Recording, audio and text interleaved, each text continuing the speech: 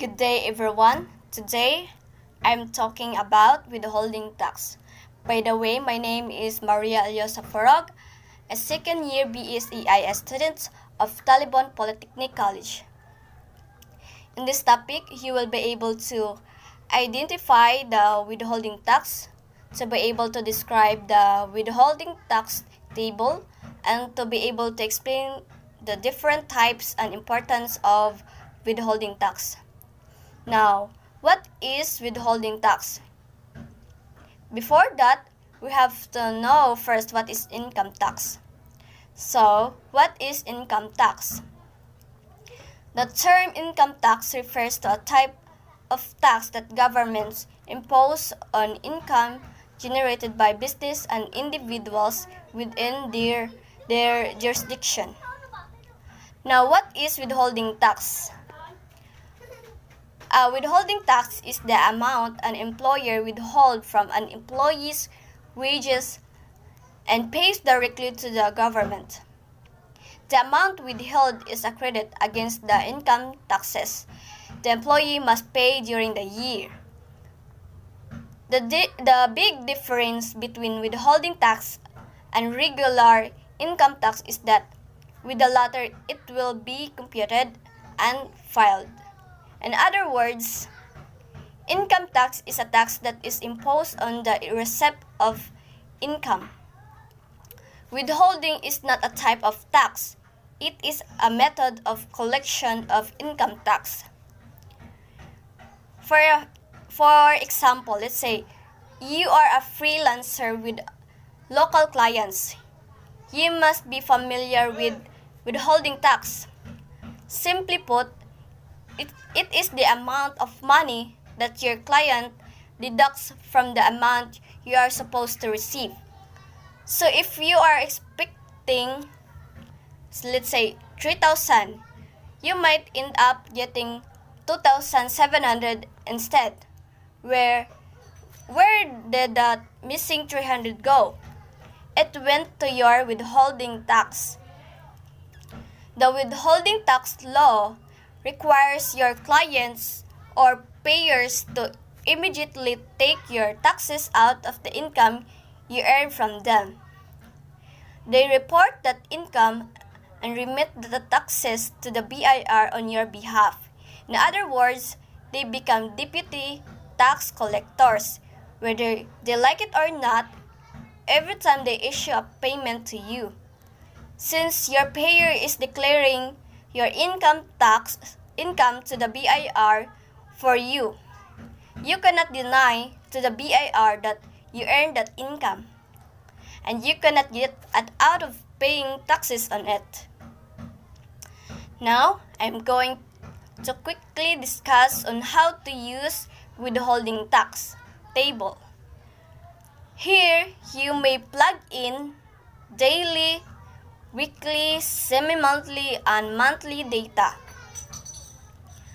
Not yearly, because for yearly, that is the income table.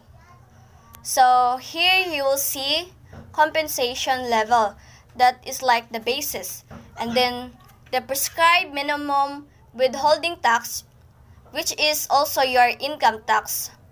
Okay, so now the question is, how do you compute compensation level? The compensation level here is actually your taxable income, and when I say taxable income, this is the salary net of all the mandatory contribution. So, SSS, PhilHealth, Pag-ibig. So, after everything is deducted, you will have an amount, and that is the basis. That is the taxable income I'm referring to. And after computing the taxable income, you will deduct the withholding tax to get your net pay. So let us try solving problems given monthly data. So I will try using this part of the table. Okay, this part. And let me just mention something about the amount. Here, so you have here 20,833. So if you are getting that amount and below, you will not be withhold any tax. So, example, let's say you are given taxable income of 30,000. And again, the amount here to the 30,000 is already net of the mandatory contribution. So, the basis is 30,000. How do you now compute withholding tax? So, 30,000 is here, this part, right? So, it says there that you will be paying 0 plus 20% of the excess. So, it's times 30,000 minus 20,833. Answer is equal 1,833.4. Now, given that withholding tax, how much now is the net pay of the employee? So, you get the taxable income minus withholding tax. So, the answer is 28,166.6. So that is all how to use the withholding tax table. For the key takeaways, withholding tax takes a set amount of money out an employee's paycheck and pays it to the government. The money taken is a credit against the employee's annual income tax. So, if too much money is withheld, an employee will receive a tax refund. If not is withheld, an employee will have an additional tax bill. So, for the remaining topic, it will be discussed by my group mates, Maria Joy. Hi everyone, I am Maria Joy T. Lugod, BSE IS2 Block 1. I am here to continue discussing withholding tax. Types of withholding taxes. Final withholding tax received taxpayer is no longer required to file a return because the tax is a final tax. So let us assume that a depositor has received an interest from the bank or his bank savings account. So before the bank would give interest to the depositor, the bank would first deduct and withhold 20% final tax on the interest. So the depositor would now receive an amount net of 20% final tax. Okay, so on the part of depositor, he is no longer required by the law to file an income tax return and declared such interest income as subject to income tax. Why? Because such interest income, such passive income, is already subjected to final tax. So that is final tax. In the second is creditable withholding tax, sometimes called the expanded withholding tax. Received taxpayer is still required to file a return but may claim tax credit for tax paid in advance. So, let's say for example in the case of a lessor and a lessee. So, the lessor would of course receive a rent income from lessee, but before the lessee will pay the lessor will withhold 5% withholding tax. Such 5% withholding tax is actually creditable, which means that the lessor would receive only 95% of rent because the 5% is deducted in advance by the lessee. The lessee will remit this 5% to the BIR on his annual rent income as an income, so the lessor would still to include the rent income on his income tax return. However, For any tax due there on the lessor can claim tax credit for the taxes paid advance, such as withholding deducted by the lessee. The third is withholding tax on compensation. Employee taxpayer may still be required to file return but may claim for tax paid in advance. So, for example, imagine you are an employee of a company. So, you have your monthly compensation, monthly allowance, and etc.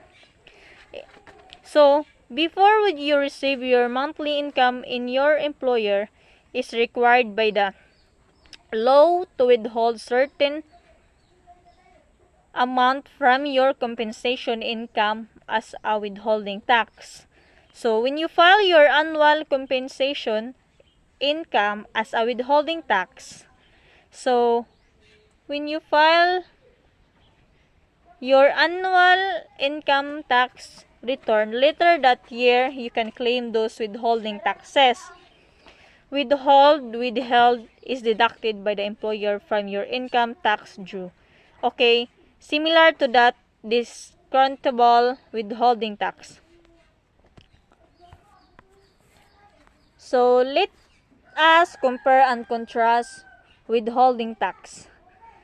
We also have FWT, CWT, or EWT, WTC. Applicability. The final withholding tax is imposed on passive income earned with the Philippines. CWT.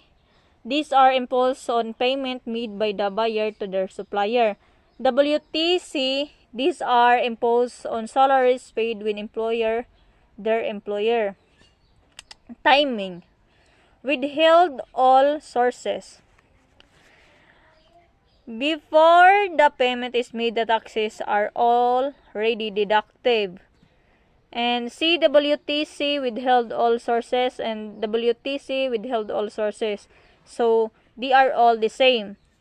Who withholds payer of the income? So, for the example, in the case of dividends, the stockholders is the receiver of the income and the payer of income is the company or the corporation. So, before the corporation would pay the stockholders or the dividend, the corporation would first deduct and withhold certain amount of tax. And CWT, payer of the income or buyer. It is the buyer or payer of the income who would withhold the income tax. So, for example, if you are a holding agent, so any transaction, any purchases you made with your supplier, you should withhold a 1% or 2% from your payment. Okay, so later I will show you what this is all about on again. Employer, it is the employer who withhold tax. Okay, as to the effect. Okay, as to the effect, if WT, the receiver taxpayer would receive a leisure amount. CWT, the receiver taxpayer would receive a leisure amount. WTC, the receiver taxpayer would receive a leisure amount. So, they are all the same. And then, when remitted on or before 10th day of the following of 25 day of quarterly. CWT on or before 10th day of the following month of 25 day if quarterly return. WTC on or before 30 day of the following months. Form use. BIR form 0619 if BIR form 1. Good day everyone. I am Myra G. Abinido under the course of BSEIS 2 Block 1. The remaining topic is discussed by Myra G. Lugud, and now I will discuss my assigned topic, which is to understand the importance of withholding taxes. The withholding taxes is an effective tool in the collection of taxes, and the following are the important reasons of withholding taxes: encourage voluntary compliance, reduce cost of collection effort, prevent delinquencies and revenues loss, prevent dry spell in the fiscal condition of the government by providing revenues throughout the taxable year. Encourage voluntary compliance, which means that every worker and company is expected to file his taxes correctly without government intervention. To file the tax return honestly and correctly, taxpayer must follow the rules and laws presented and explained in the tax code. Second, reduce cost of collection effort, means the Bureau of Internal Revenue or chief agency responsible for the government's fund. It will manage to exceed its reduced collection targets. The BIR is still aggressive in its effort to collect taxes via tax audits. Third, prevent delinquencies and revenues loss, which meant the withholding tax system, especially that if the creditable or expanded withholding taxes or EWT is approximating and collecting in advance tax liability of a payee or income earner for a certain types of income payments, because the EWT or expanded withholding tax is deducted regularly from the income of the payee. The monthly requirement to withhold and remit EWT on the part of the income payer guarantees continuous revenue inflows to the national treasury. And the last, prevent dry spell in the fiscal condition of the government by providing revenues throughout the taxable year, which meant to prevent dry spell, a tax takes a set of amount of money out of an employee's paycheck and pays it and to avoid negative feedback to all types of. In withholding taxes, there are 3 persons required to withhold withholding taxes, which mean they are the people who are assigned or have the right to hold the taxes that come from the employees, and they are the individuals engaged in business or practice or profession, non-individual, corporation, association, partnership, cooperative, where engaged in business or not, government agencies and its instrumentalities, national government agencies or NGOs, government-owned or controlled corporation or GOCC, local government units including barangays, LGUs. A withholding agent is any person or entity in control of the payment subject to withholding tax and therefore is required to deduct and remit taxes withheld to the government, which meant they are the people who are assigned to control the employees' payments, their withholding tax, therefore they are also the what the PA's wages for their withholding tax agent, and they are also the ones who remit and the said taxes, and that's all. Thank you. Hi everyone, the objective of this presentation is about income taxation and penalty. Here is a short description on the matter of penalties. Taxpayers who don't meet their tax obligations may owe a penalty.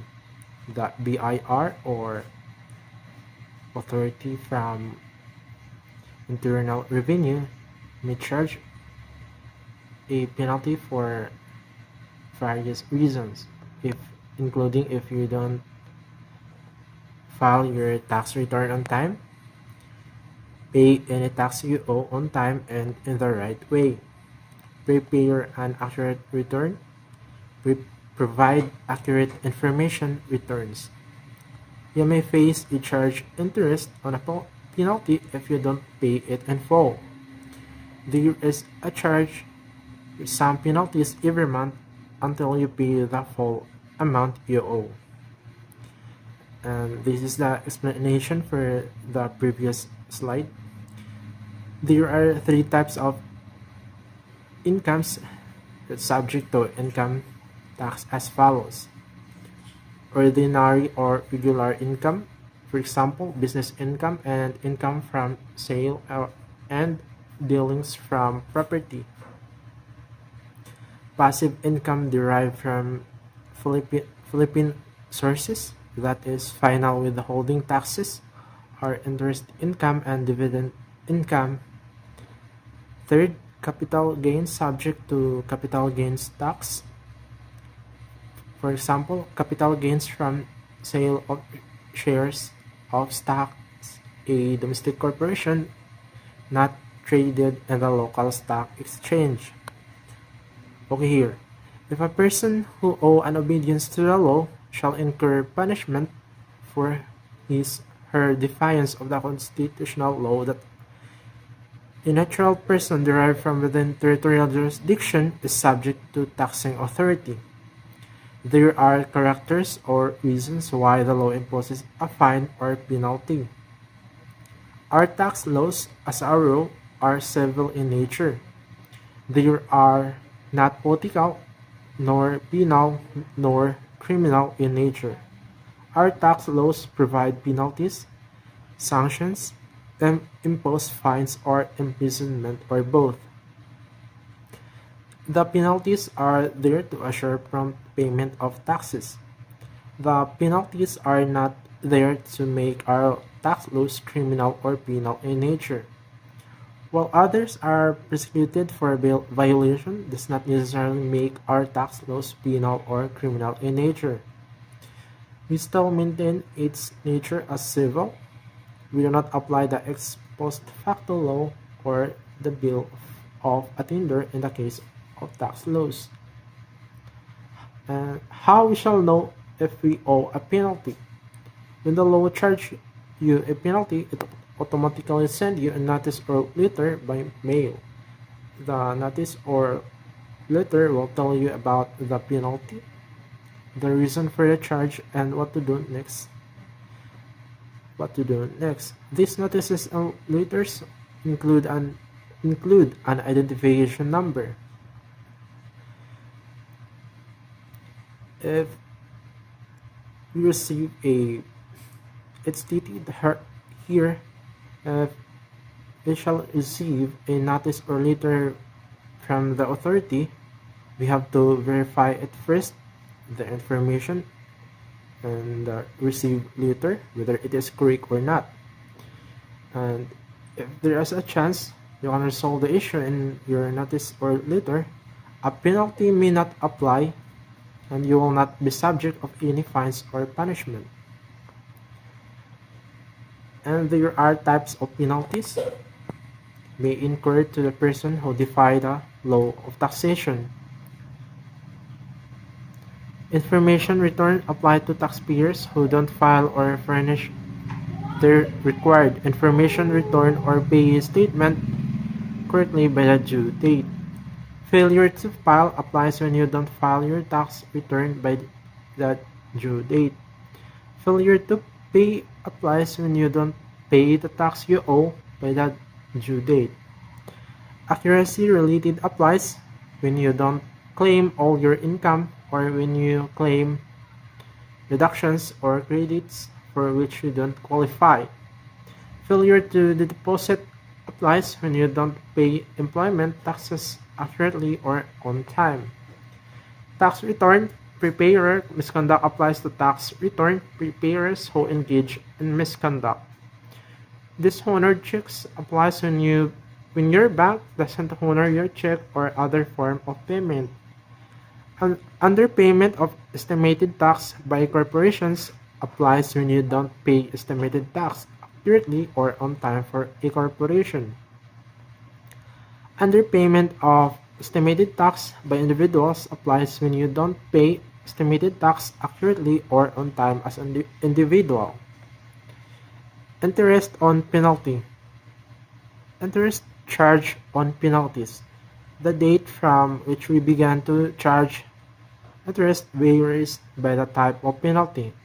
Interest increases the amount you owe until you pay your balance in full.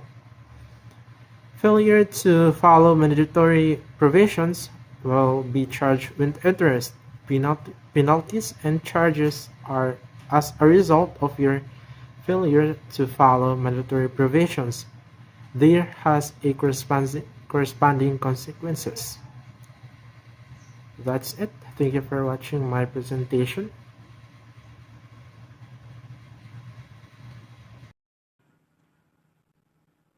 Good day. My report is a continuation from our topic gains and losses from dealings in properties, which is under penalties. So let's start. Dispute a penalty. If you disagree with the amount you owe, you may dispute the penalty. So if you don't agree with the amount you're going to pay or the amount you owe from your penalties, you can dispute or oppose that penalty. Or something like you will undergo a penalty relief, which should be given through a reasonable cause or from a reasonable cause. So a reasonable cause is based on all facts and circumstances in a situation. So there are typical situations under reasonable cause. So these are fire, casualty, natural disaster, inability to obtain records, death, serious illness, another reason, which establishes that you used all ordinary business care and prudence to meet your federal tax obligations but were nevertheless unable to do so. So, in order to dispute a penalty, you must have a valid reason or a reasonable cause. So next, avoid a penalty. You can avoid a penalty by filing accurate returns, paying your tax by the due date, and furnishing any information returns timely. If you can't do so, you can apply for an extension of time to file or a payment plan. So, simply, if you want to avoid a penalty, you must do your obligation to pay your tax within the due date on or before the deadline. So, next. Apply for an extension of time to file. So, if you need more time to prepare your tax return, apply for an extension of time to file. This does not grant you an extension of time to pay. A payment plan can help you pay over time. So, in applying for an extension of time to file, please be aware that you should estimate and pay any owed taxes by your regular deadline to help avoid possible penalties. So, you must file your extension request not later than the regular due date of your return. And lastly, an extension of time to file your return does not grant you an extension of time to pay your taxes. So that is why you need to apply for a payment plan. Apply for a payment plan. So if you can pay the full amount of your taxes or penalty on time, pay what you can now and apply for a payment plan. You may reduce future penalties when you set up a payment plan. So if you are a qualified taxpayer or an authorized representative, you can apply for a payment plan. So you can do it online to pay off your balance over time. So thank you.